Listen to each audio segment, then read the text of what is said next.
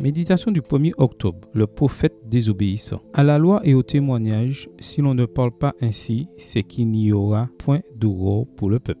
Isaïe 8, verset 20. Nous ne connaissons même pas son nom. De lui, nous savons seulement qu'il était un homme de Dieu, un prophète, détenteur de messages de Dieu, qu'il était venu à Béthel juste au moment où le roi Jéroboam allait brûler de l'encens sur un autel idolâtre. Sans tarder, le prophète communiqua le message de Dieu au roi. L'autel serait détruit et les cendres répandues. Voir 1 Roi 13, versets 2 et 3. Le signe s'accomplit à la lettre. L'autel se fendit et la cendre qui était dessus fut répandue. Verset 5. Mais à ce moment-là, la colère du roi Jéroboam était à son comble. Tendant la main, le roi ordonna de saisir le prophète. Et la main que Jéroboam avait brandie contre lui se trouva paralysée, et il ne put la ramener à lui. Puis le roi demanda au prophète de prier pour lui. L'homme de Dieu implora l'Éternel, et le roi put retirer sa main qui fut comme auparavant. Verset 6. Lorsque le roi l'invita chez lui pour manger ensemble, le prophète déclina l'offre, déclarant qu'il avait des ordres précis du Seigneur. Pendant sa mission, il ne devait pas manger de pain,